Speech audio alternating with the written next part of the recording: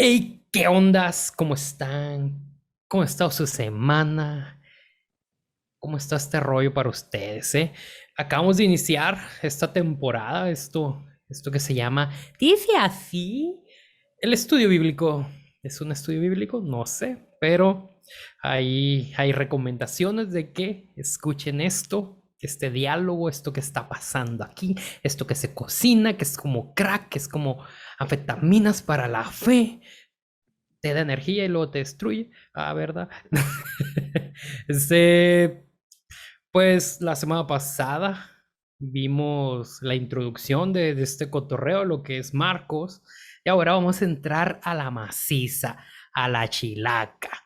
Y bueno, tú ya lo leíste, ya viste ahí, pero tenemos a un invitado de honor acá, a Jacob Figueroa, que pues aquí no, nos va a estar visitando y no sé si es por su proyecto, pero como que ya estoy diciendo mucho el pues, y es pues porque tiene un podcast que se llama Pues Podcast. Y bienvenido, Jacob, no sé si quieras decir alguna palabra a la gente, a los de si así escuchas. Hola, ¿qué tal? Muchas gracias. Es un gusto estar aquí con ustedes. La verdad que me siento como si estuviera en el backstage con mi banda favorita. Vengo escuchándolos desde el día uno se convirtieron en mi escuela dominical. Creo que ya lo había dicho por ahí en un audio que mandé. Y pues encantado vengo aquí a aprender de primera mano de los maestros y a ver si puedo decir algo por ahí, interrumpir a alguien. Pues ya sabes, esto es como brincar la cuerda, tú nomás prepárate y brincas. No nos salgas como el niño Botello, Sí. que teníamos que pausar la prensa como, ave, habla, niño Botello, por favor, que luego nos Y cobra. siempre recomendamos interrumpir a Llano, pero Llano no va a estar hoy con nosotros. Entonces, Pero ahora mi puedes recomendación interrumpir, sería interrumpir a EMS. no, interrumpe a Andrés, también. Lo puedes interrumpir, nomás se queja, es lo único que dice. Andrés, yo creo que sí hay que dejarlo quejarse. Es lo más importante de este podcast, man. Luego le explota la bilis. Ah, Pero Este es el grupo los terapéutico de envidiosos dirán, Andrés. ustedes no Ese saben la es el grupo de paz que me apoyo. trae a mí sacar todo por dentro, todas las quejas. Y ahora más que no. ahora estoy yendo a terapia por tu culpa, güey.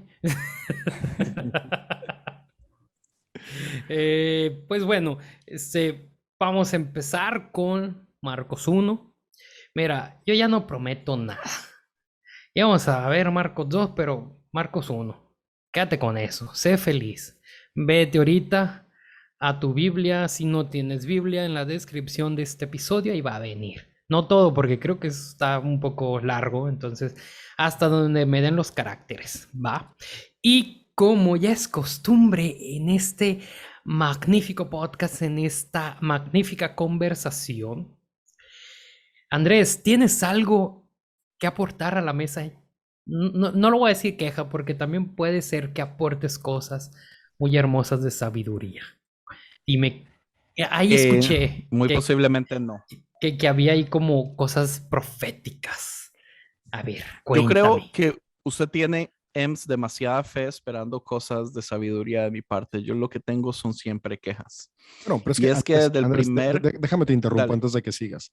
O sea, Uy, la a ver. queja genera el diálogo, porque la queja al final de cuentas genera conversación y sabiduría siempre es el conocimiento colectivo. Así que la queja produce sabiduría. Si no hay queja, no hay diálogo. Si no hay diálogo, no hay conocimiento colectivo. Así Wow. que dale, men. Y en palabras de Yesaya Hansen, sabiduría duele. ¡Vamos! Ya, pues A mí me hablar. parece muy interesante desde el principio. No sé si recuerdan del episodio anterior. Queremos empezar con Marcos, porque Marcos específicamente es el primer libro escrito de los cuatro evangelios, pero también es el más raro y merece ser leído desde el principio y tratar de borrar todo lo que creemos saber de todas las otras historias que han sido impuestas, especialmente en Marcos, que fue puesto como el primer libro de los 4 evangelios, que llena muchísimos huecos que Marcos no tiene. Pero desde el puro principio me es muy interesante ver que el primer versículo eh, dice, ¿cómo es que no lo escribí Dice entero? así. El Lea, principio del ¿quién tiene Evangelio el de primer? Jesucristo, Hijo de Dios. Ajá, Hijo de Dios. Y ese Hijo de Dios es adherido. Ese no está en los originales. Pero, Yo no sé por qué fue necesario. Con que se quede con Mesías es más que suficiente, pero después de un solo entra a, a lo que es los versículos de Malaquías y Isaías, que habla el versículo 2 de un solo. Vemos que el escritor quería que supiéramos que Jesús era el profetizado de Isaías y de Malaquías. En Malaquías 3, lo interesante es esto: yo no entiendo por qué los versículos que está agarrando son versículos como que dicen algo diferente. Digamos, en los 4 evangelios nosotros estamos viendo a un Jesús de amor, a un Jesús de entendimiento, a un Jesús inclusivo, a un Jesús que no viene a juzgar, que no quiere maltratar, que no quiere señalar. Pero desde el principio, en Malaquías 3 dice, yo estoy por enviar a mi mensajero para que prepare el camino delante de mí. De pronto vendrá a su templo el Señor a quien ustedes buscan, vendrá el mensajero del pacto en quien ustedes se complacen. Y dice, ¿quién podrá soportar el día de su venida? ¿Quién podrá mantenerse en pie cuando Él aparezca? ¿Quién?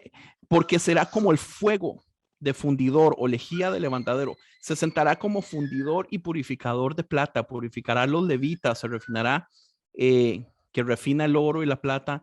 Entonces traerán al Señor ofrendas conforme a la justicia, y las ofrendas de Judá y Jerusalén serán aceptables al Señor como en tiempos antiguos, de modo que me acercaré a ustedes para juicio, estaré presto a testificar contra los hechiceros, contra los adúlteros, y algo que sucede es, mi esposa y yo vamos, si no me equivoco, por Ezequiel, leyendo la Biblia, porque vamos en orden todavía, aunque no lo crean.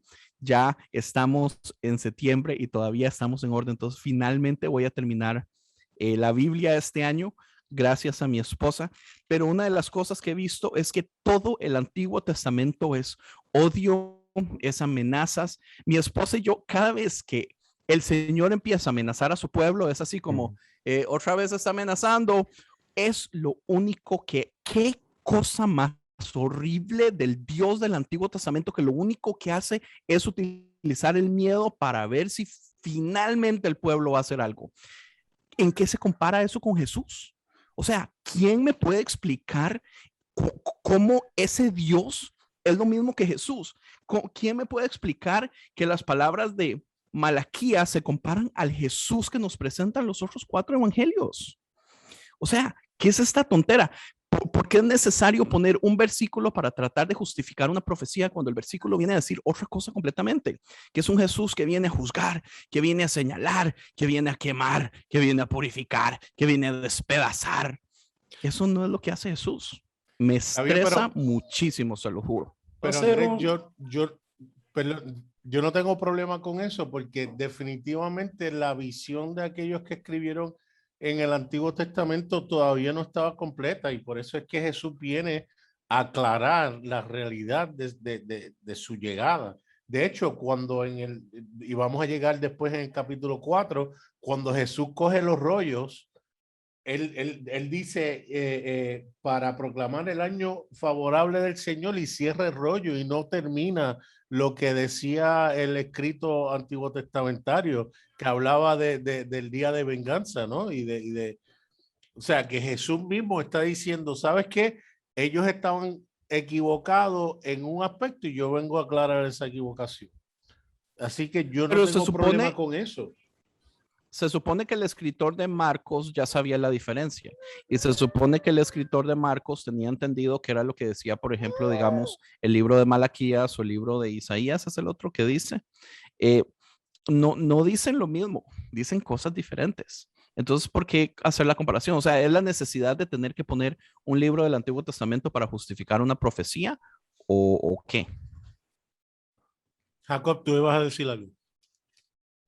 Sí, yo iba a hacer un paréntesis, es que entró muy rápido Andrés y en la parte de cuando dice en el primer versículo, ¿no? Principio del Evangelio de Jesucristo, Hijo de Dios, no sabía que era un añadido, el Hijo de Dios, pero yo creo que el que añadió esa parte era alguien muy punk, porque por lo que estaba leyendo, Hijo de Dios se le denominaba al emperador romano.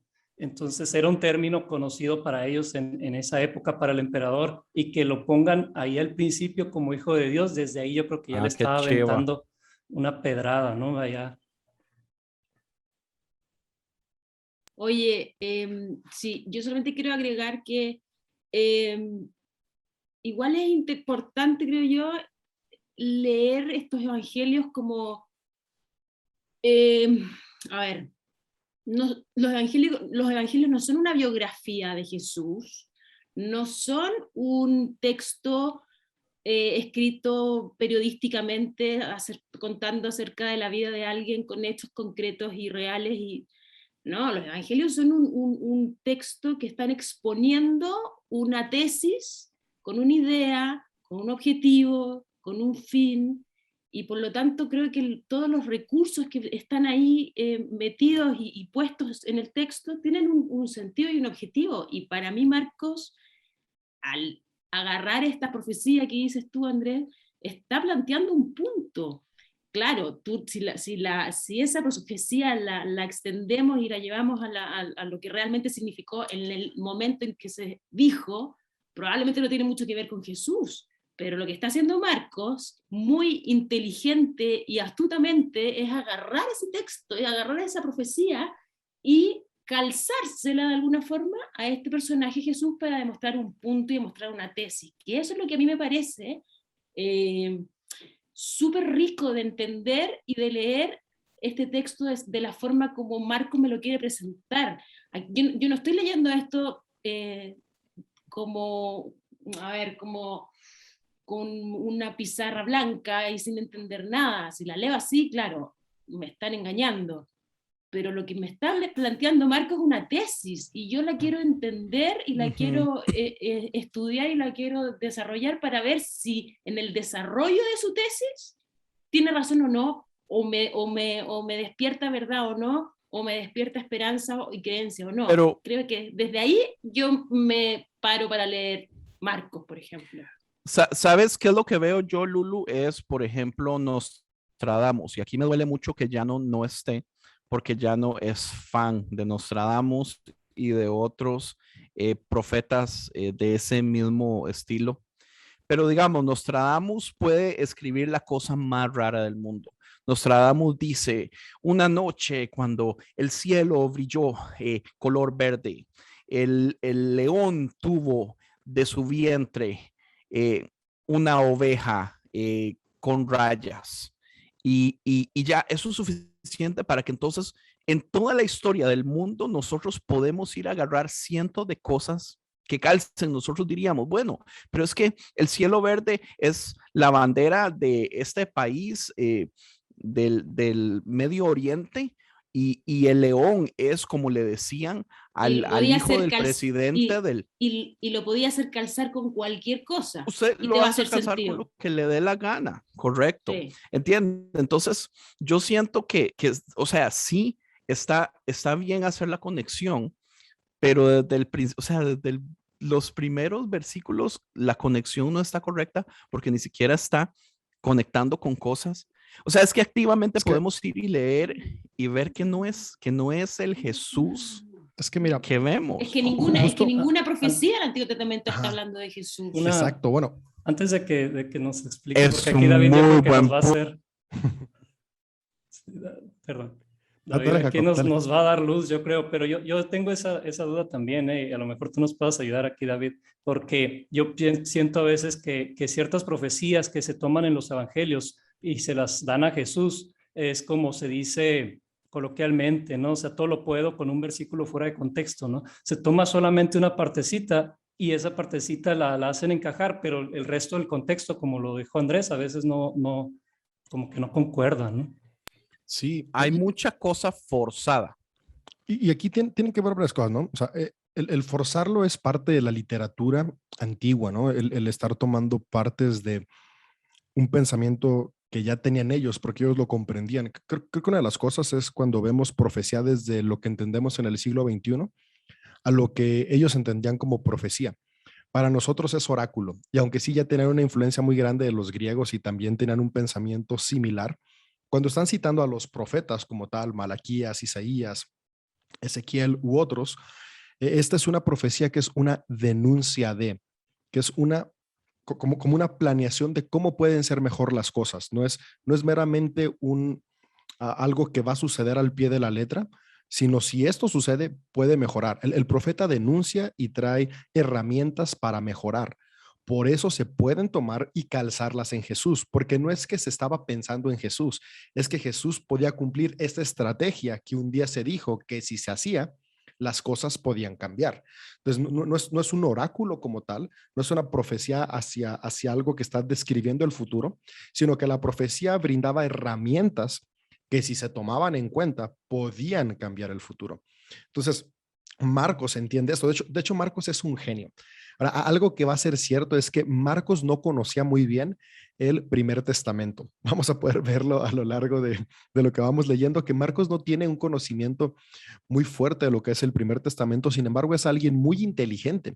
Y eso a mí me encanta porque quiere decir que no es necesario que conozcas todos los textos espirituales que están en la Biblia para poder conectar con las verdades de Jesús y presentárselas a otros. Por ejemplo, Marcos, esas profecías que estamos leyendo en Malaquías, de Isaías, y que incluso refieren a Éxodo, en el capítulo 23, versículo 20, Marcos se lo atribuye todo a Isaías, porque Marcos no tiene muy claro el Antiguo Testamento. Sin embargo, para él no es importante esta claridad, para él es importante presentar la misión de Jesús. Ahora, ¿por qué es importante? Porque él está rectificando algo que Pablo no hizo. Marcos está diciendo que Pablo, de una manera radical, se brincó por completo la vida del Jesús terrenal. Y él se fue directamente a crear una fe y una doctrina para crear este movimiento que él generó, donde solamente estaba Jesús el Cristo, sin explicar mucho de dónde salió ni qué hizo. Entonces, ¿por qué Pablo no se detiene a explicar? Porque para Pablo el mundo ya se iba a acabar. O sea, de hecho, en Tesalonicenses, su primer carta, él dice, ¿sabes qué? El mundo ya se termina y pues yo voy a estar vivo cuando Jesús regrese. O sea, él está asegurando que él le va a tocar experimentarlo. Sin embargo, Pablo muere, Jesús no regresa y Marcos y la comunidad cristiana es como de ya ahora que sigue, ¿no? Entonces, Marcos es el primer autor en resolver esta tensión entre el Jesús teológico que Pablo presentó en sus 7 cartas y la verdad que ahora están enfrentando, porque es ok, tenemos la teología de Jesús, pero ¿quién es este Jesús el Cristo? No, Pablo nos dijo muy poco y Marcos se da la tarea de recabar toda la información oral que había sobre Jesús y plasmarla en el Evangelio de una manera increíblemente genial. Y justamente comienza, o sea, creo que algo que lo dijimos en Génesis y que hay que recordarlo porque eso aplica para todos los libros de la Biblia. Su título de los libros son los primeros, la primera frase. O sea, la primera frase es el título. Entonces, el título del Evangelio de Marcos es el principio del Evangelio de Jesús, el Cristo, Hijo de Dios. No quiere decir, Marcos, que desde el principio Jesús era Hijo de Dios, pero nos está contando esto que van a leer es sobre Jesús, el Cristo, que llegó a ser Hijo de Dios. Ahora, eso que dijo Andrés es cierto. Hay muchos manuscritos, de los 500 aproximadamente que se tienen en griego antiguos de Marcos, que no dicen Hijo de Dios. Y hay muchos que sí dicen. La realidad del consenso académico hasta el día de hoy es que desde el principio sí venían, aunque aún no se sabe. Ahora, ¿por qué el consenso llegó a esto? Porque a final de cuentas se está tomando como el título. Marcos sabía que Jesús no era hijo de Dios desde el principio, pero llegó a ser hijo de Dios. Y como ahí estamos leyendo el título del Evangelio, entonces por eso estaba ahí plasmado. Ahora, algo interesante es que la palabra griega que utiliza Marcos para poner principio es la palabra arqué, que se utiliza en Génesis 1.1, cuando dice en el principio, Dios hizo el cielo y la tierra, que se utiliza en Juan 1.1, también cuando Juan habla en el principio, era el verbo. Entonces, aquí lo que nos está presentando Marcos y lo que nos vamos a estar leyendo en toda esta temporada es el inicio cosmológico desde la perspectiva de Marcos de cómo Jesús un Jesús humano, llegó a convertirse en el Cristo y después este Cristo pasó a ser el Hijo de Dios. Y es la aventura que vamos a ir leyendo. Y justamente por eso enlaza con la profecía que le atribuye a Isaías. Porque al final de cuentas, él está tomando en cuenta tres libros que eran del Primer Testamento. Éxodo, en el capítulo 23-20, donde habla que el ángel del Señor va delante de, después se brinca a Malaquías y después viene Isaías. ¿Y esto por qué es importante? Porque Jesús es el cierre del ciclo anterior y está presentando las tres partes más importantes para los judíos. Éxodo representando el inicio de la nación, Isaías presentando el preexilio y posexilio, y Malaquías presentando, que es el último libro con lo que se cierra el canon que conocemos del Primer Testamento, y entonces está presentándonos estas partes, ¿no? Que es un libro muy, se me fue ahorita, muy escatológico, y Jesús de Marcos es un Jesús escatológico, entonces por eso nos presenta y hace una amalgama de estos tres textos en uno solo, porque quiere decirnos, esto es lo que vamos a estar viendo, está creando un sentido teológico de lo que Jesús vino a hacer, y justamente por eso corta esos pedazos tan feos que nos leíste hace rato, Andrés, porque a él no le interesa, a Marcos no le interesa todo lo malo que iba a haber, a él le interesa tomar justamente esos pedacitos de, ok, ¿qué me sirve de aquí, qué me sirve de acá para presentar lo que va a ser este Jesús ahora? Y es donde viene esto que leemos, ¿no? Es esta profecía que él da, porque tiene 100% un sentido teológico. No, y es que es vamos a hablar de lo bueno de Hitler, solo lo bueno. Fíjate, o sea, podrías utilizar las ideas buenas de Hitler para en un futuro aplicarlas desde otra perspectiva. Si quitas todo lo malo y tomas lo bueno, puedes enriquecerte. O sea, lo que está haciendo aquí sí, es cierto, Marcos es justamente eso, ¿no? O sea, tomando, y volvemos al punto, ¿no? No es una profecía, como dije hace rato, oráculo, sino que son instrucciones que veían, ¿no? O sea, básicamente es, o sea, hay un mensajero que va delante de ti y prepara el camino. Y ahí está hablando de Juan, no está hablando de Jesús. Después es una voz que clama en el desierto, preparen el camino para la venida del Señor. Y aquí esto es importante porque no está hablando de Jesús, está hablando de Juan el Bautista, porque justamente por eso utiliza versos del Primer Testamento, porque la figura de Juan el Bautista, con el que vamos a entrar ahorita en el versículo 4, es el cierre del ciclo de profetas antes de Jesús. Entonces, por eso utiliza estos tres espacios fundamentales en la profecía de la cultura judaíta, que es la profecía con quien inicia, que es con Moisés, después que viene antes del exilio, después del exilio y justo cuando comenzó la época del movimiento apocalíptico en los judíos.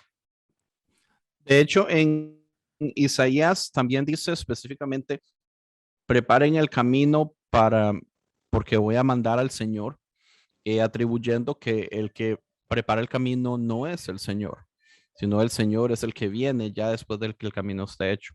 Entonces también ahí es otra cosa como que no se explica bien en ese. Oye, pero además también además considerar que igual es más fácil contar la historia cuando ya pasó y que hagas encajar todos los elementos y agarres esto con esto y le des una forma y construyas finalmente un mensaje a partir de lo que pasó. Aunque no hayan estado conectados, te es muy fácil conectarlos cuando tú ya estás mirando para atrás. Y eso es la Biblia, o sea, si entendemos o abrazamos ese principio, vamos a comprender mejor todos los libros, ¿no? Saber que todo lo que estamos leyendo se escribe desde el futuro. Ningún libro se está escribiendo en el presente, todo se escribe desde el futuro, entonces eso nos permite entender y comprender la formación de lo que tiene y la intención que tiene. Claro. Y la otra cosa es que en ese tiempo no había un canon, como hablábamos al principio, que yo no sé si se grabó o no había un canon al que usted pudiera ir y comprobar. Entonces, en ese tiempo usted podía decir lo que le diera la gana, que se había leído, y es como Trump diciendo las cosas que dice basado en pensamientos que él cree que son real, pero nada basado en realidad. Usted puede inventar sin problemas porque no hay nadie que le vaya a hacer fact-checking, ¿verdad? Es como hasta 300 años más tarde que ya finalmente se empieza a recopilar. Pero sí tenían libros y textos que formaban parte como de su canon, ¿no? Por ejemplo, los hallazgos en Qumran, que ahorita vamos a hablar de ellos con Juan Bautista, nos permite ver cómo si había una cierta apreciación de ciertos libros por distintas comunidades, ¿no? Entonces, todos, por ejemplo, Isaías es un libro muy importante, por eso Jesús lo lee, porque al final de cuentas es el libro más importante. En Qumran, lo que más copias he encontrado es de Isaías, más que de ningún otro libro, que habla de la importancia que tiene este libro. Y así como eso, hay otros libros que formaban Pero, parte de cánones de Pues, distintas tradiciones. de hecho, Pablo en una de las cartas, ¿no? Donde dice que eran más nobles los de Berea porque iban y investigaban, ¿no? Lo que él les decía. Ujú. Sí tenían algunos escritos por ahí. Sí, era pero parte de otra su cosa, tradición. digamos, mi pregunta sería, porque yo estaba comentando ahora, cuando usted no estaba presente, David, que los libros no eran universales, ¿verdad? No era No, que todas las escuelas judías tenían todos los libros de las escuelas judías, ni siquiera las mismas interpretaciones o ediciones de los mismos libros. Entonces sí había cierta diferencia, digamos, claro, dependiendo de cuál escuela rabínica usted venía. así es. Entonces, habían ciertas escuelas rabinas que no tenían ciertos libros o tenían tal libro, pero un poco diferente, editado tal vez por la misma escuela rabínica. Entonces, Eso sí. esos cambios todos juegan ahí Y eso era en el bien visto, o asunto sea, eso era de que, válido. aunque los libros estuvieran, ajá, sí, era válido, correcto. Pero el punto es, eso hacía que fuera un poco difícil también ir a hacer como el fact-checking, el fact-checking del 2000, ¿verdad? Que nosotros esperamos en este momento. Es que se vuelve difícil justamente cuando queremos verlo como historia, pero como bien lo dijo hace un rato Lulú, o sea, no estamos leyendo un escrito periodístico, no una biografía, estamos leyendo teología. Y para fines teológicos, esa es una herramienta válida, donde vamos y tomamos, modificamos, ponemos, porque al final de cuentas la percepción de Dios siempre va cambiando de acuerdo a las generaciones. O sea, y el ser humano, aunque tenemos la violencia por dentro, o sea, ha ido cada vez entendiendo más el concepto de la paz. Y por eso de repente cuando vemos textos más antiguos vemos más violencia y conforme va evolucionando el tiempo vamos viendo un poco menos de violencia al relacionarlo con la espiritualidad, porque es esta parte, ¿no? De cómo vamos entendiendo a Dios desde nuestra realidad. Que eso cae perfectamente en lo que estábamos hablando en el grupo que estamos. Tú te saliste por tu paz, David, Sí, para hacer unas cosas, pero necesito organizarme. hay dos versículos que dicen acerca de David, que fue Dios el que provocó a David, y otro en otro libro dice que fue Satanás. Y hay quienes dicen, no, eso es lo que dice la Biblia, fueron ambos, pero nosotros sabemos que no pueden ser ambos. Y es tan sencillo ver que uno fue escrito antes y el otro luego, ya la visión de que, espérate, no pudo haber sido Dios el que haya provocado, tuvo que haber sido un ente maligno, porque Dios no hace eso. Y es la evolución que sigue pasando aún en los libros del Nuevo Testamento, donde vemos que la visión que había, ¿sabe? Me gusta como Lulu dice, era nefasta y no iba a provocar ningún tipo de cambio. Por lo tanto, yo creo y hoy puedo decir que independientemente esas historias no sean tal como están ahí, no quita para mí ninguna de la maravilla de saber que hay algo divino envuelto, porque hay algo que ha dirigido a miles de personas a través de los años, a través de los siglos, a hacer bien, a amar, aunque ha habido también quienes han utilizado esas mismas palabras para hacer las cosas más horrendas y más horribles, hay quienes se están dando cuenta de que no, que el fin es el amor, el amarnos, el bendecirnos, el ser mejores personas, el contribuir en la sociedad, el aceptar a los demás. Y yo creo que llegaremos ahí. Aunque como dije en el episodio pasado, en Estados Unidos estoy un poco no muy optimista en este Decepcionado. momento, sí. Oye, Bueno, a ver, eh, dale, Lulu. dale. Ah, no, que solamente quiero decir que, ay, se me fue lo que quería decir. Fue culpa de Jacob, porque Jacob la vio así raro. No, agarrándome lo que dice Nader, que no porque cuestionemos lo que está escrito, no porque cuestionemos la Biblia, le estamos quitando todo el valor espiritual y teológico que tiene todo esto. Todo lo contrario, como que creo que le damos mucho más peso a la importancia espiritual que tiene el mensaje a pesar de la letra. Yo creo que nos hizo muy mal como cultura cristiana esa patética frase, voy a decirlo así, y corríjanme si estoy equivocada, ¿no? Pero que dice, yo no sé si ustedes la han escuchado, pero que dice, un texto fuera de contexto es un pretexto. Qué estupidez de frase, perdónenme, porque y agarrándose también del versículo, creo que es en Apocalipsis, que dice que ninguna punto puedes agregar, ninguna letra puedes quitar de la palabra, Ni coma. ni una coma, y agarrar ese versículo como si fuera como que de verdad lo que estaba hablando el autor del libro era de la Biblia, como si la Biblia hubiera existido en ese momento cuando el autor dijo eso.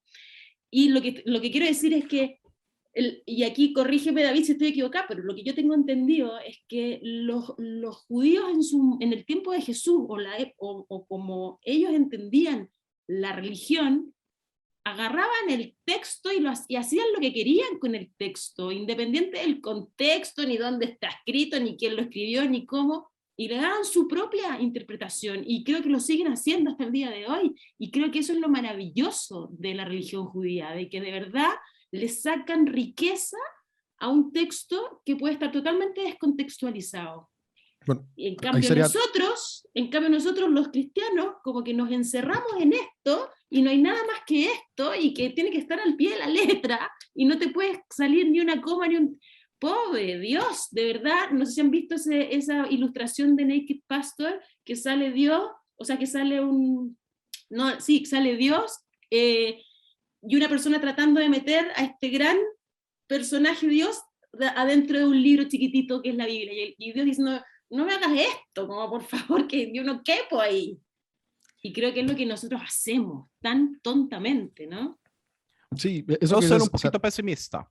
es cierto, pero no nada más es del cristianismo, ¿no? Los judaísmos, también hay judaísmos que son así de cerrados. Creo que uno de los problemas más grandes que tenemos los seres humanos es generalizar, ¿no? Entonces, así como hay variedad de cristianismos, hay variedad de judaísmos. Entonces, están los judíos ortodoxos y ultraortodoxos que sí meten a Dios a la Biblia y no hay fuera de ahí. Y de ahí hay otras muchas corrientes más de judaísmos que son los que mastican, articulan y mueven el texto, ¿no? Entonces, por ejemplo, en la época de Jesús, uno de estos que articulaba y movía mucho eran los fariseos, ¿no? La escuela farisea, cada maestro, cada rabí tenía su propia interpretación y su propia escuela, y por eso debatían y peleaban, ¿no? Porque no era como para ver quién tenía la razón, sino para ejercer este criterio, ¿no? Donde tú al debatir estás ejerciendo tu propio criterio. Y a la par había otras sectas que eran como de, no le cambias nada, es más, es únicamente la Torah y todo lo demás no. Entonces, sí creo que es parte aquí importante, ¿no? De poder abrirnos a un criterio más amplio y a cuestionar y generar nuestras propias convicciones. Y es ahí donde yo veo la parte buena del movimiento profético bíblico, ¿no? Que es esta denuncia, es esta crítica. Por eso Andrés, yo seguido le digo que es un profeta, porque la profecía es justamente levantar la voz contra el sistema que está oprimiendo, y qué es lo que está haciendo Juan, ¿no? Que nos presentan aquí en Marcos. En el versículo 4 comienza Marcos a presentarnos a esta figura importante para poder entender de dónde viene Jesús y por qué Jesús va a hacer lo que hace, ¿no? Entonces nos presenta a este hombre del desierto que está declarando que hay necesidad de arrepentimiento. Ahora, cuando hoy lo leemos, nosotros pensamos en el arrepentimiento que hoy se nos enseña, ¿no? De, deja de ver novelas y deja de salir con tus amigos. No, o sea, Juan está hablando de otra cuestión completamente distinta, ¿no? Era una época en la cual literalmente los líderes se habían vendido al imperio para oprimir a sus connacionales, ¿no? Entonces, lo que está diciendo Juan es, arrepiéntanse de eso, porque Juan viene del desierto, y el desierto es donde viene la tradición de los esenios, que se establecieron en el desierto de Qumran, y esto es muy interesante, porque esta comunidad nace en las guerras macabeas, cuando el imperio selúcida estaba tomando control de esta área del levante mediterráneo, que eran cuando llegan los faraones griegos y toda esta época súper pues tuvo un avance muy grande en muchas cosas, pero algo que pasó es que los que estaban en el poder judío comenzaron a vender las posiciones en el templo. Entonces ya no el sumo sacerdote era por línea de sangre, ahora el que pagaba más. Y empezó a haber toda esta cuestión que se empezó a ensuciar mucho la idea que ellos tenían de lo que debía de ser el templo, que deciden un grupo de sacerdotes, los que sí eran del linaje de Leví, decir, hey, ¿sabes qué? Nosotros nos vamos de aquí porque esto no es para nosotros, regresemos al desierto, porque en el desierto es donde Dios habita. Entonces se van al desierto y Juan Bautista es parte de este movimiento, ¿no? Un movimiento que está levantando la voz contra los que están vendidos al imperio. Y es muy interesante cómo Marcos nos presenta a Jesús viniendo de Galilea a la región desértica de Judea para ser bautizado por Juan, porque al final de cuentas tú eras bautizado por tu maestro. O sea, me está diciendo, Jesús viene con las ideas que tiene Juan. Juan viene con las ideas de los que están en el desierto de Qumran, que están en contra del imperio que oprime a sus semejantes. Jesús es este Mesías, es el Mesías que viene también a levantar la voz contra el imperio. Por eso nos está presentando a la gente que lo leía, era como de, a ver, espérate, no nos pone a Jesús viniendo a Jerusalén a ser bautizado. No nos pone a Jesús siendo bautizado por un gran rabino o por un gran escriba. Está por un profeta que está levantando la voz, que está denunciando, por alguien que es parte de una comunidad que se decidió aislar para poder reencontrar el sentido espiritual que habían perdido por la corrupción de todas las cuestiones políticas, monetarias, y que es un recordatorio para nosotros hoy en día, ¿no? De cómo constantemente tenemos que estarnos cuestionando qué tanto hemos dejado que el mensaje sea manchado por las corrientes egoístas. O sea, no es tanto por las corrientes del mundo, sino el egoísmo como tal. O sea, lo que estás diciendo es que Marcos lo que está haciendo desde un principio es presentándonos a este personaje como un rebelde, un revolucionario, una persona que viene de lo marginal y no del poder. Así es, más que un rebelde, porque a veces usamos, más que un rebelde es una voz de protesta. ¿Por qué? Porque creo que es tiempo de cambiar, ¿no? O sea, las voces de protesta no son rebeldes, son personas que ven la opresión y tienen la valentía suficiente para denunciar aún a aquellos que tienen el poder de quitarles la vida, y que fue lo que hizo Jesús, ¿no? Claro, claro. Creo que, en lo personal, creo que Marcos presenta también a un Jesús así como nosotros, como cualquiera de nosotros, porque llega y se presenta ahí con Juan el Bautista y se mete a la fila de los pecadores, así como están todos los demás que necesitan un arrepentimiento, ¿no? Él está ahí junto con todos en la fila y más adelante Mateo, cuando escriba, él sí va a poner cómo Juan opone resistencia, ¿no? Y dice, ¿cómo es que tú vienes a mí? Pero Marcos no presenta eso. Marcos lo presenta ahí y Juan lo bautiza como bautiza a los demás, aunque después ya sí hace el comentario, ¿no? De la sandalia. Y eso que dices es muy interesante, porque para Marcos, Jesús comienza a ser el Mesías y el Cristo a partir del momento del bautismo. Por eso Marcos no nos presenta la infancia y no nos presenta qué pasó antes de este momento, porque Marcos está diciendo, este es un ser humano. Oiga, es un ser humano como cualquier otro ser humano, pero que decidió seguir la voz de su vocación. Y escuchar esta vocación y escuchar esta voz y tomar riendas en el llamado lo convirtió en el Cristo.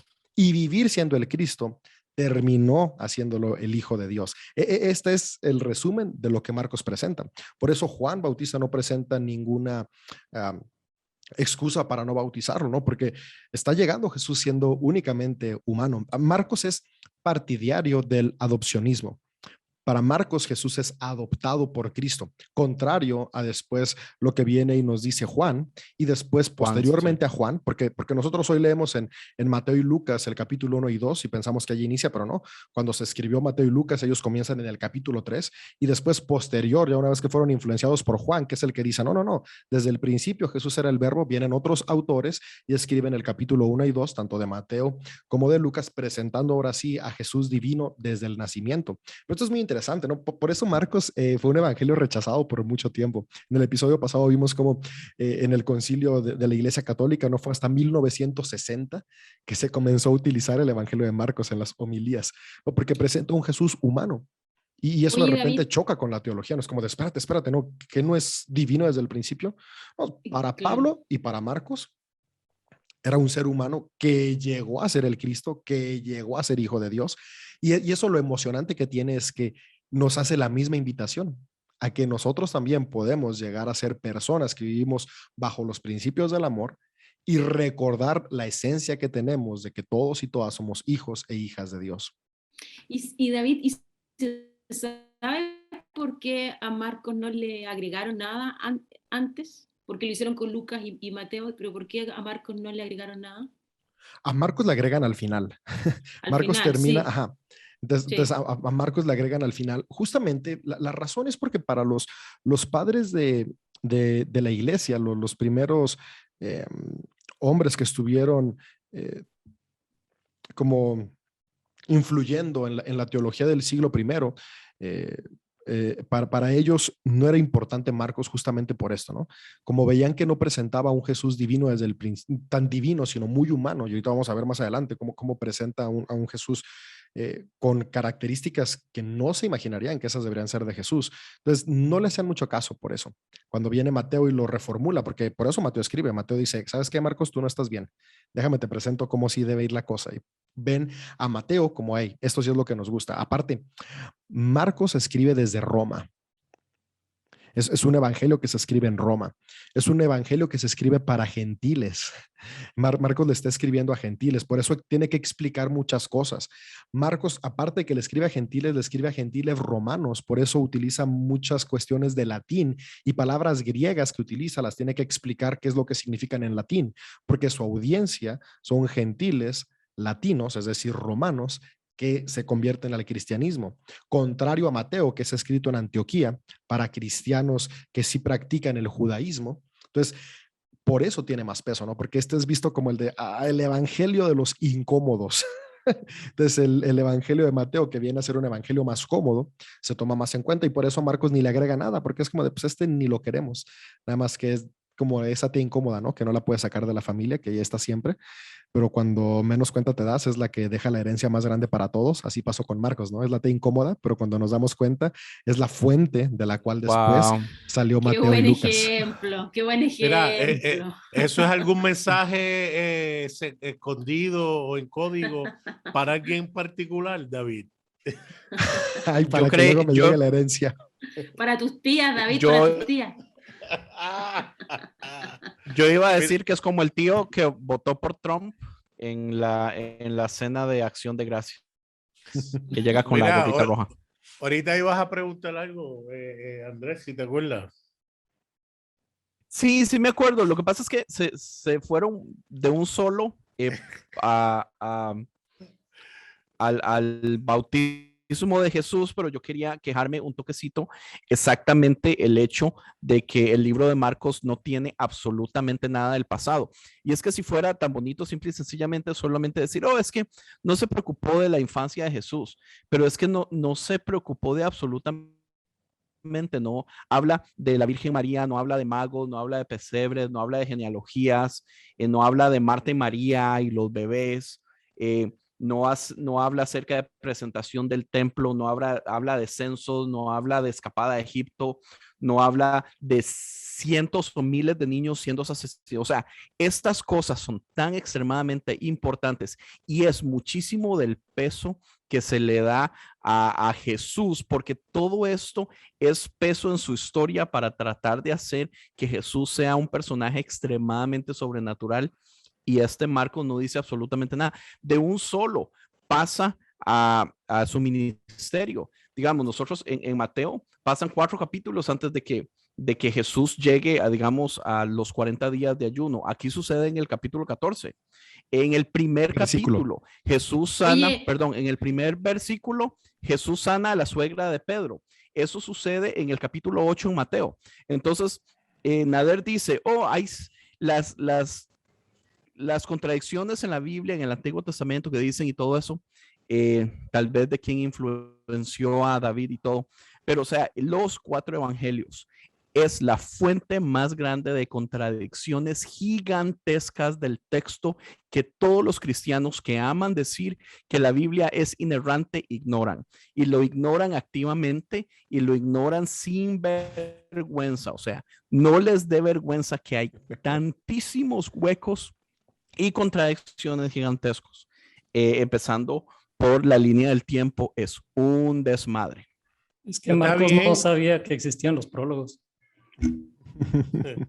pero está bien, Andrés, verlo como si fuera una serie de Harry Potter o de Star Wars y en cada película tú tengas algo que puedas sacar y una enseñanza preciosa que pueda ser parte de tu diario vivir. No debe A haber mí, ningún problema. Nader, A mí no me afecta, pero me afecta que miles de pastores sigan predicando que la Biblia es inerrante y perfecta y que no tiene errores y Pero por eso, activamente pero mira, ignoren este tipo por de eso está, cosas. dice así, donde estamos a quienes nos escuchan, Profetizando. inspirándolos y con Andrés recibiendo profecía de que hay una manera distinta de ver el texto. Y eso que decías, Andrés, es muy interesante porque justamente aquí en los versículos 9 al 11, que es el bautismo de Jesús, podemos entender por qué Marcos no habla nada de Jesús antes de, porque no nada más es la infancia, sino antes de su infancia. Podría habernos contado qué hizo antes de ir a bautizarse y eso, pero no nos cuenta nada porque hay algo muy importante. Hay unas palabras que dice en el versículo 11, ¿no? Dice, bueno, de nuevo, ese cierto día Jesús llegó a Nazaret de Galilea y Juan lo bautizó en el río Jordán. Cuando Jesús salió del agua, vio que el cielo se abría y el Espíritu Santo descendía sobre él como una paloma y una voz del cielo dijo, tú eres mi hijo muy amado y me das gran gozo. Eso es lo que leemos normalmente. Ahora, una versión que hay en muchos manuscritos de estos 500 que tenemos pasados, no dice, tú eres mi hijo muy amado. Y aquí viene una clave importante de por qué Marcos no se enfoca en nada del pasado de Jesús. Lo que dice en griego es, hoy has llegado a ser mi hijo.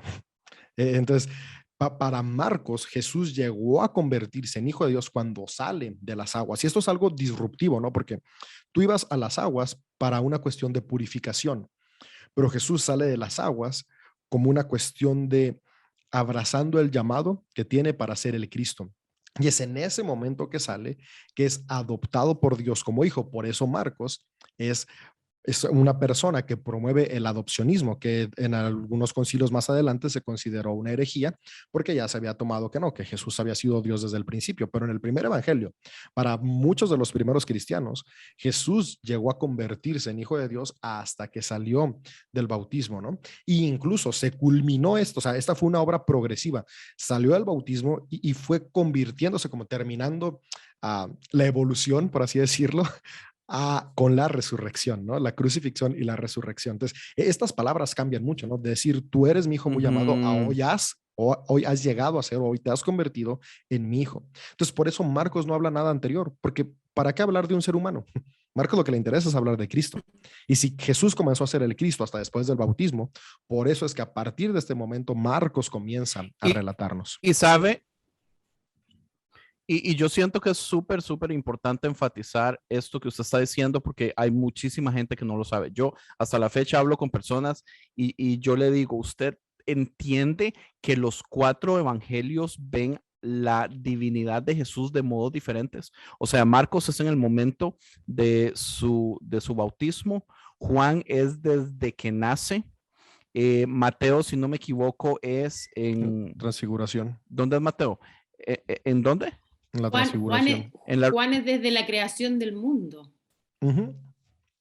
Juan es desde la creación del mundo. Y acá lo interesante es pero que para todos Pablo son diferentes. Pero fíjate, es que es una evolución al final de cuentas, ¿no? Porque al final de cuentas va evolucionando la persona. Para Pablo, Jesús es Cristo hasta después de la resurrección. Todo lo que leemos en Primera de Tesalonicenses, Gálatas, Primera y Segunda de Corintios, Filipenses, Filemón y Romanos, que son las cartas paulinas, las demás ya son deuteropaulinas, podemos ver cómo para Pablo Jesús importa como el Cristo después de la resurrección. O sea, ni siquiera nos habla del bautismo, nada, por eso sucede Marcos. Entonces Marcos es, a ver, espérate, o sea, no puede ser nada más que fue después de que resucitó. Algo tuvo que haber pasado antes, ¿no? Porque resucitó. O sea, Pablo no nos está contando por qué resucitó. Entonces, al final de cuentas, ¿qué pasó antes? Y es donde Marcos nos está contando, ahí es donde llega. ¿Qué es lo que sucedió? Que en el bautismo Dios lo adoptó como su hijo. Y esto es interesante, ¿no? Porque nos presenta, Marcos es un genio, ¿no? Y está como presentando el inicio de la creación que viene relatado en Génesis con el inicio del ministerio de Jesús. O sea, la creación comienza con el Espíritu moviéndose sobre las aguas. Y aquí Jesús está en las aguas y viene el Espíritu a moverse. O sea, son muchos paralelos que vamos a ir viendo donde Marcos presenta eso, ¿no? Porque al final de cuentas, cuando nosotros leemos que se abren los cielos, la palabra griega no es se abren, es se rasgan, se parten. Los cielos se parten, se abren y es como de, en este momento, el cielo y la tierra se unen. no se unen hasta después de la resurrección de Jesús, sino que desde ese momento, cuando Jesús asume la vocación de decir, yo voy a ser la imagen visible del Dios invisible aquí en la tierra, el cielo y la tierra se unen porque podemos experimentar a Dios de manera visual, que es lo que Marcos nos está presentando, ¿no? Como este neuma, esta energía divina, cuando se manifiesta a través de nosotros, une el cielo con la tierra. O sea, no son veladas de oración, no son gritos zambalaqueadores, no es repetir la misma canción 10 veces, no es pactar lo que va a abrir el cielo y la tierra, es cuando tú y yo abrazamos esa vocación, cada uno de nosotros, de vivir movidos por amor, reflejando, siendo la imagen de Dios en la tierra, que los cielos se abren.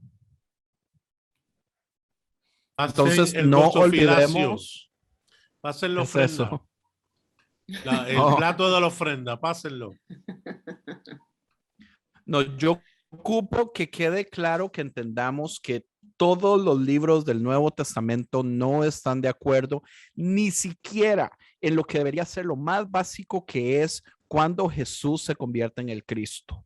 Esto es suficiente para que ustedes dejen de andar diciendo es inerrante, es perfecto, no se equivoca, todo está en orden, en concuerdo y todo eso. Y ya, fin de Pero mi es que aporte. André, un inerrante te podría decir que esa diferencia de los cuatro los hace perfecto. Lo que pasa es que se complementan, pues. Excusas, nada me pueden decir que me convenza. A mí lo que me parece heavy es que acabo de tener luz de Que que no te quieren Pablo... convencer, quieren salvar a la gente de ti. Oye, de que Pablo nunca habló de Jesús, ni de lo que Jesús hizo, ni la vida de Jesús. ¿No? Pablo siempre habló de Jesús, del Cristo, Así es, ¿no? teológicamente. De la revelación, ¿no? Así Porque él es. no lo conoció.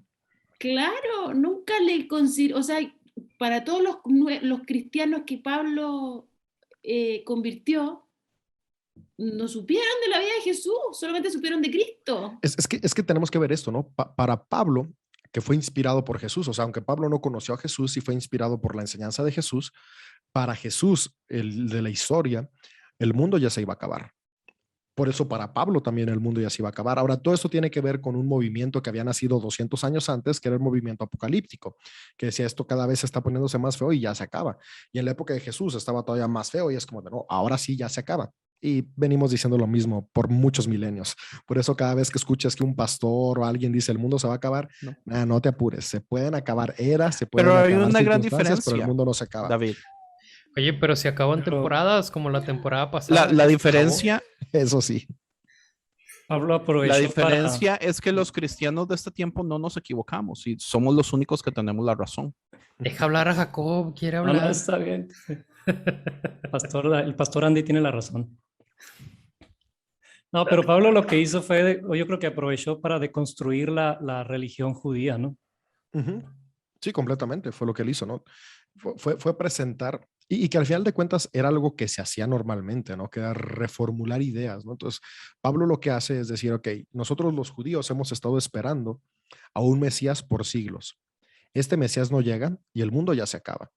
Entonces, este Cristo es el Mesías. No vino a traer un reino a esta tierra, sino a traer un reino que está en el carácter de lo moral, en el carácter de lo que nos mueve. Es un reino espiritual. Entonces, esa fue la evolución que vino a presentar Pablo al judaísmo y que después sentó muy bien. Porque justamente Pablo comienza estas enseñanzas por el año 50, las va afianzando porque va agarrando la onda a lo largo de 10 años y cuando cierra su ópera prima, que es la Carta a los Romanos, él ya tiene una concepción de este Cristo y luego sus ideas se cimentan muy bien cuando después del año 70 el templo es destruido y se termina todo eje de equilibrio del judaísmo. Entonces es como de, a ver, si ya no está el templo, y Pablo nos hablaba de una espiritualidad donde el eje no es el templo. Puede funcionar. Y es por eso que agarra fuerza el cristianismo. Y por eso podemos empezar a ver cómo es a partir del año 70, después de la destrucción, que comienza a crecer. Ahora, yo odio este discurso, ¿no? De muchos pastores, es que en la persecución haya avivamiento. No, o sea, no es que en la persecución haya avivamiento, es que la persecución hizo que el templo desapareciera del año 70. O sea, no estaban persiguiéndolos por ser cristianos, había otras cuestiones políticos. Y como ya no había templo, entonces esta nueva forma de espiritualidad era una buena opción. Ok, si no hay templo que me conecte, pero ahora hay un Cristo que me conecta, pues vámonos para allá. Y es donde comienza toda esta efervescencia de esta nueva secta del judaísmo, que ahora llamamos cristianismo, y donde nace este primer evangelio, que es el evangelio de Marcos. O sea, que los que vienen después de Pablo, ¿no? De la destrucción del templo, fue a la fuerza que tuvieron que reformular su fe y la Así forma, es. porque ya no había dónde entregar los sacrificios, ¿no? Así es. Y ahí es donde nacen dos corrientes, que es, bueno, dos ramas grandes, que es la rama del cristianismo, que produce muchísimos cristianismos, y la rama del judaísmo rabínico. Entonces, que son los escribas que deciden no adherirse a las ideas de Pablo, sino mantenerse en las ideas anteriores, pero que ya no tienen templo. Ahora lo que se va a convertir en el eje central es la Torá, y es donde comienzan estas ideas de, ok, los escritos son la palabra de Dios que después heredaríamos en la época de la Reforma. A mí me llama la atención que independientemente, ¿verdad? Cuando Jesús adquiere su divinidad o entiende o la reconoce, sí su método no siempre fue el mismo. Por ejemplo, vemos aquí en el verso 44, cuando él hace los milagros, él le dice, mira, no le digas nada a nadie, sino que ve, muéstrate a los sacerdotes y ofrece por tu limpieza lo que Moisés ordenó para testimonio de ellos. Él estaba obrando, como dice Robert F. Capone, con la mano izquierda, en el sentido de que él estaba, ¿sabes?, bien tranquilo, bien calladito, vamos a trabajar uno a uno, mira, no digan nada, pero en un momento dado se da cuenta de que eso no está funcionando, no va a funcionar. Y no es hasta el relato de cuando se le da de comer a la multitud, que entonces es que hay un cambio distinto y radical en su ministerio de ese punto en adelante. David, Marcos nos presenta entonces la creación, o sea, en el primer, o nos habla como del Génesis, ¿no? Empieza en el primer versículo, ¿no? Como este título, pero ahora en lo que sigue en la tentación es como si estuvieran presentándonos la historia del Éxodo. Sí tiene un paralelo muy importante, porque al final de cuentas, esta historia del Éxodo es el proceso para que naciera Israel. O sea, para que Israel fuera Israel, tuvo que haber pasado por el desierto. Entonces, para que el Jesús llegue a ser el Cristo, tiene que pasar por el desierto. Para que pueda cumplir este propósito de ser el Hijo de Dios, hay que pasar por este proceso. Y esto hila súper bien, ¿no? El rato que nos sigue diciendo Marcos, porque hoy en día cuando nosotros escuchamos la palabra desierto, tendemos a asociarla con cuestiones negativas. Porque a final de cuentas, para nosotros, para nuestra cultura, el desierto es un lugar que nadie quiere estar, ¿no? No es fértil, no es cómodo para vivir. Entonces, lo vemos como un lugar de castigo o de purificación en el aspecto ascetista más que ni transformacional. Pero para los judíos, el desierto es donde Dios habita. Su Dios, porque a final de cuentas ellos tienen un Dios del desierto, porque ellos vivían en el desierto. Entonces, que Israel tuviera que pasar por el desierto, lo que significa es que Israel tenía que estar en comunión íntima con Dios para convertirse en nación.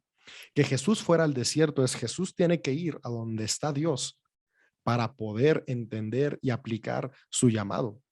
Y el número 40, el número 40 ¿cómo se llama? En la Biblia es un número que habla de transición. Siempre que vemos 40 en la cultura judía, estamos viendo transiciones, 40 o 400, porque al final de cuentas 400 nada más es una transición muy, muy grande. Entonces Jesús va a 40 días al desierto por eso. Podemos verlo como los 40 años que estuvo Israel o los 40 días que estuvo Noé en la barca, o también a 400 años que estuvieron esclavos en Egipto. Y así 40 días que estuvo Elías también en el desierto. Entonces, son distintas narrativas que podemos ir viendo de cómo el desierto, sumado al número 40, es un proceso de cambio. Entonces Jesús va al desierto para ser transformado. Aparte, recordemos que Jesús está siendo bautizado por un profeta del desierto. Está siendo bautizado por Juan, que es del desierto. Entonces aquí lo que dice es, él va al desierto a aprender, a inspirarse. Este es meramente un dato de tradición, de especulación. No tiene nada de registro histórico ni nada, pero una especulación, por ejemplo, es que Marcos lo que estaba diciendo es, va como a continuar su proceso. O sea, ya fue elegido, ya fue bautizado, ya terminó la primera parte, pero va a terminar con los sabios de Qumran. Entonces, esa parte, ¿cómo la expresa teológicamente Marcos? Pues la expresa con la tentación en el desierto. ¿Por qué? Porque irte a ser parte de la comunidad de Qumran implicaba renunciar a las comodidades del ser humano, porque ellos vivían una vida de ascetismo, de renuncia a la comodidad, de renuncia a todo aquello que producía un lujo, porque justamente era su forma de protestar.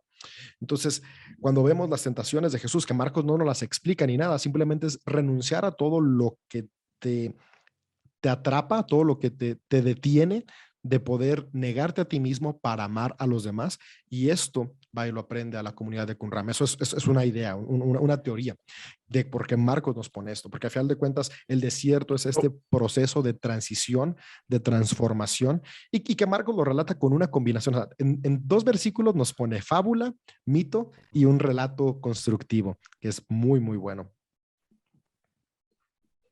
Genio, Marco. Pues, un genio.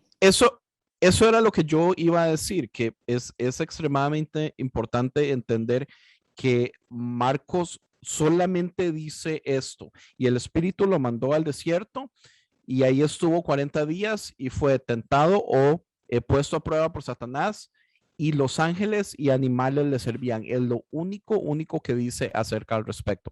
Siendo esto, también se supone algo tan extremadamente importante. Ahora, como nosotros ya tenemos tantísima información de los otros evangelios, porque pues todos somos cristianos, no sabemos bien las historias, creemos que hay mucho, pero en realidad no hay absolutamente nada. Pero fíjate, hablando acerca de su importancia realmente, entonces. Ahí la cosa es que leemos Marcos, digamos, pensando en los otros evangelios. Las letras de Marcos.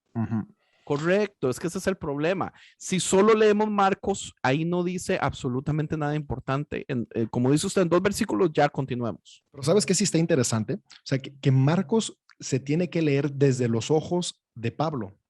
Si leemos a Pablo, podemos comprender mejor a Marcos, porque Marcos es su discípulo. Entonces, Pablo habla algo y presenta una hipótesis sobre el Cristo como el nuevo Adán.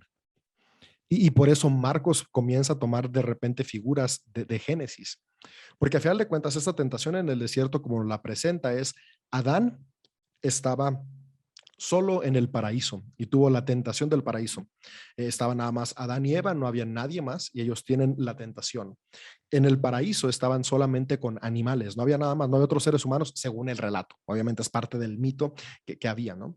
Entonces, él ahí no logró vencer la tentación. Entonces, Marcos tiene esta idea que Pablo presenta a Jesús como el nuevo Adán. Entonces, como ahora Jesús es el nuevo Adán, entonces él va a la tentación donde únicamente está rodeado de animales, bestias, tal como Adán un día lo estuvo, pero Adán no lo superó, pero Jesús sí lo va a superar. Y entonces aquí es por eso donde nos mete esta cuestión de fábula, ¿no? De animales que son compañeros. Y después mete esta onda del Satán, que es el adversario, porque también, aunque en Génesis 3 no se habla del Satán, ahí no se menciona que la serpiente sea el Satán en ningún momento, pero ahora desde la idea colectiva, porque ya varios rabinos sí ya presentaron esta idea de que la serpiente ya han hecho era el la Satán. conexión. Entonces, sí. Pablo ya tiene esta idea. Pablo la tiene, ¿verdad? Sí, Pablo ya tiene esta idea y entonces se la pasa a Marcos y para Marcos al hacer el paralelo es ok, ahora está con el Satán ahí, ¿no? Para la idea judía de la época de Marcos, el Satán simboliza los principios cósmicos del mal y todos los poderes que son negativos. Y Marcos vincula estos poderes con la enfermedad, la marginación y la muerte de las personas, especialmente de los pobres. Es por eso que Jesús justamente va a rectificar a los enfermos, a los marginados y a los pobres, porque si él ya venció al Satán y el Satán es esto, entonces él es el que los puede levantar. ¿Y qué fue lo que le da la capacidad de ir a levantar a estos estos marginados, pobres y enfermos, que venció la tentación. O sea, él sí pudo ser este Adán rectificado. Entonces, es lo que Marcos quiere presentarnos. Y aparte algo importante, o sea, ¿por qué Marcos comienza diciéndonos que Jesús es tentado? Y aquí es una de las cosas que también no les gustaba mucho a los teólogos del siglo II. Tú puedes ser tentado si eres un ser humano. Si no eres ser humano, no puedes ser tentado. Entonces, nos presenta a un Jesús humano. Nos presenta a un Jesús con debilidades, porque sin debilidad no hay tentación. No sería tentación si no tuviera debilidades. Entonces nos está diciendo, ¿sabes qué? Lo que pasa es que Jesús pudo. Y si Jesús pudo siendo humano, tú también puedes. Ese es el mensaje de Marcos, ¿no? Y puede es ser- donde Fíjate que eso se es vuelve lo genial. padre, ¿no? Porque al menos para mí Jesús fue 100% divino, pero 100% humano. Entonces, 200%. a huevo, por eso nosotros nomás vibramos al 100%, pero él al 200, ¿no? Pero, mira, lo interesante del concepto de la tentación es que es un deseo oculto. O sea, es tu deseo oculto. Entonces, pues obviamente esto les va a gustar menos, pero estás hablando de que Jesús, el Jesús, tenía deseos ocultos, que fue convocado al fuego, digamos, pues, para ver si tenía el carácter o qué sé yo, ¿no? Pero es la parte chida, porque ¿cuántos aquí no tenemos esos deseos ocultos en donde Jesús tuvo que sacarlo y ahí donde se vive como la verdad te hará libre? Entonces la verdad que tienes ahí oculta dentro de ti, que la sacas, la expones y que es consumida pues hablando de la metáfora de lo que es el fuego, pues, no como que ahí vas a ir a meter la mano en el fuego, sino cómo es que tú te puedes identificar con este Jesús. Que es lo padre que nos podamos identificar con Jesús como, hey, güey, no estás solo. La persona más divina del mundo pasó por eso. Y guíate de su senda, porque Él lo logró y tú lo vas a lograr si te guías de su senda. Bueno, me gusta pensar que quizás el orden que da aquí Marcos es con una intención teológica y presenta las cosas en un momento, ¿no? Fue la tentación y lo superó, pero me gusta pensar que ese fue el orden que le dio, pero que durante toda su vida quizás él tuvo esos tipos de tentaciones y las venció durante toda su vida, ¿no? Durante toda su estancia, no más un momento puntual y listo, ¿no? Porque nosotros pues por la vida es constante, ¿no? Es un luchar o es un caminar constante. Y leía una historia, tomando esta parte del desierto, ¿no? De una historia que contaba Enrique Martínez Lozano, de una persona japonesa que todos los días iba a un lugar y sacaba su tapetito y se sentaba ahí, duraba horas sentada sin hacer nada. Hasta que un día le preguntan, ¿qué es lo que estás haciendo? Y a ella contesta, lo que hago es orar. ¿Y para ti qué es orar? Porque no veía ni que levantara las manos, ni que gritara, ni que hiciera ningún ruido, ¿no? Para mí orar es estar. Y yo creo que leyendo lo que hizo, por lo menos aquí lo que maneja Marcos, es un Jesús que no está activo en el desierto, sino que él no hace nada, él es impulsado, él es empujado, es tentado, es servido y él solamente permanece, pura presencia. Sí. Y eso que dijiste estuvo súper interesante, ¿no? Jesús siguió siendo tentado de manera continua y parte de lo increíble de Jesús fue que cada día podía vencer la tentación.